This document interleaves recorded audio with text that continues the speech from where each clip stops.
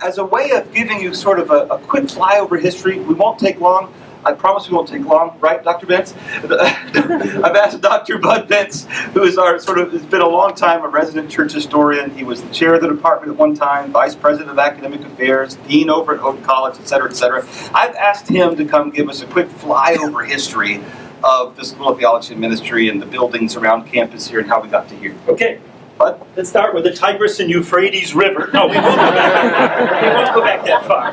I don't know why Mrs. Troyer isn't doing this because she has twice as many years on me. But actually, the time that I've been here at Indiana Wesleyan matches this building almost exactly. But we're going to go back further than that. 200 years ago, this was woods. This was Indiana woods filled with deer and turkey. And occasionally you can still see a turkey walking around here every once in a while through this building, but they're a lot more rare than they used to be. Let's go 50 years later. The trees are gone. They've been cut down, the roots have been pulled out, and this is cornfield, people. This looks like it looks now 5 miles further out. The city was way out that way. There was even a place called South Marion, which was different from Marion. It was way a ways away, out here in the boondocks. Then they found gas, the gas bubble underneath us. Oh, no, I'm ahead of my story. The farmhouse. The farmhouse they got built. It was called the Congress House. I have an idea that might have been related to the person who owned it. And it was located about where the worship lab is, maybe in that particular building. Actually, the outhouse was right about where you were standing right now. And then 50 years... 1865 is the date that they have on that building, and interestingly enough, when we got to 1965, it was no longer the Congress House, it became Century Hall. It was 100 years old, good name for it, and then they tore it down. Don't ask me why. To build this. There was a gymnasium. Oh, we were telling you about the gas bubble? There was a natural gas found here, and Marion, Indiana became a boom town. If you look at it now and think of it as kind of a sleepy place, you should have been here in the early 1900s. This place was hopping. And suddenly these cornfields get all squared off into little tiny patches, and houses get built, hundreds of houses, and you can still see a lot of them scattered around. Early 1900s they were building here. They saved a triangle that was made by the roads over there. The triangle is gone now, but on that triangle they decided to put a college for teachers. And they constructed this awesome building. In the architectural magazines, it was rated as one of the most spectacular architectural designs in the Midwest. And still here. You can go look at it. Think about Trump Towers and just imagine what the difference must be. Jump up another 50 years. That wonderful little college that was there got bought out. Some rich guys back over in Muncie, making canning jars, making ball canning jars, decided that they'd buy out this little school and move it over to Muncie, Indiana, and call it Ball State. And so the birthplace of Ball State is this building that's here still standing on our campus. The old building's now beautiful, but it's empty. Little Bible college out in Fairmount, just a few Bible people in a campground saw this as a wonderful opportunity, and at a fire sale they bought this little triangle and started building a college. They bought Century or Congress House, turned it into the English department. They put up a gymnasium out here maybe, someplace where we are. Right here was a gymnasium that was just big enough to play basketball and not much else. It was tiny. It was a tiny little gymnasium. And they built a church over where Elder Hall now sits. The church moved after a few years, and that's where the religion department went. The religion department went to what was then called the McCon Auditorium. It's where they had chapel at that particular time, and in the basement was the religion department. That's when I came. And the choir, the chorale practiced upstairs. And the director back then had all these songs that were stomping songs. They'd sing and then they'd stomp on the floor. And then they'd sing real loud, and it was just like a big piano sounding board. And we actually had to stop teaching every once in a while because the chorale was doing their thing upstairs. And that's when somebody decided we need a building.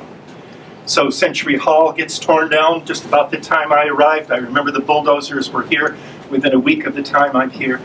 And this building was the new dream. There were a lot of box-like buildings around. You can still see Bowman and Shatford. You kind of just put four walls and slap some windows in it. And Dr. Hill, who was the president, had a vision of a building that would be kind of classy, a little different shape.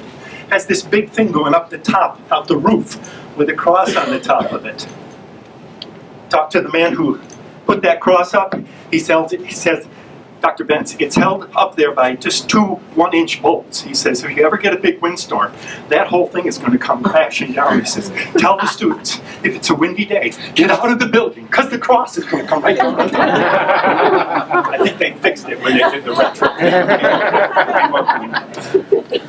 And so we moved into this building, totally different. This was not an entrance, right, Wilbur? The entrance was over there in the fishbowl room. You came in there, there was a big sweeping staircase. Everybody stood on the staircase to have their pictures taken. There was a fountain, actually a bubbling fountain, and there were rocks and trees and plants. It was awesome. And then the faculty were down here. These were all offices. Dr. Ward, your office would have been right over in that little corner, right there where that glass is. That was my office. That was where one morning when I came in to my office, the students, where are you, Mrs. Wortley?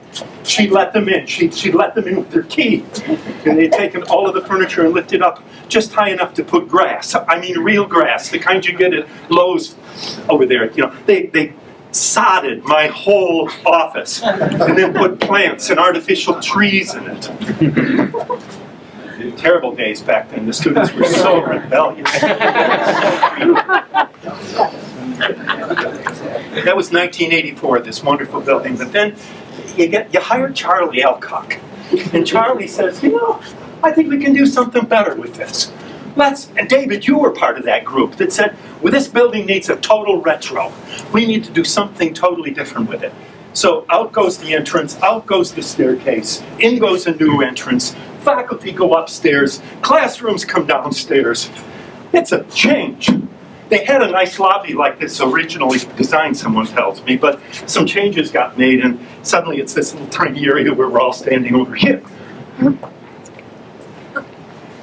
then this beautiful building is here.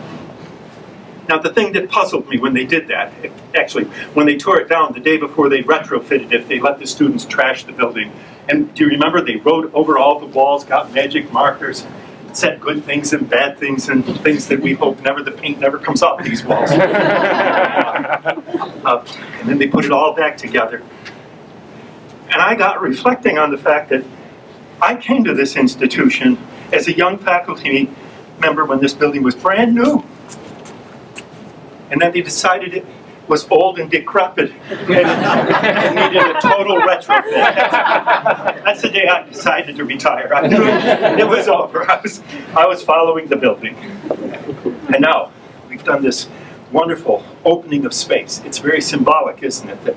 That we want a much more welcoming view as people come in. We want a gathering. We want a community space. It's awesome. Still wish Century Hall were here. I'd love to see that old building floating around. They say it was a stop on the Underground Railroad. That's legend, but it's a good legend. The old gym would have been interesting. Okay, it's gone. But life moves on. And this building, student, is your building. More than it is Dr. Wright's building or the faculty's building. This is your building. May God use it to His glory.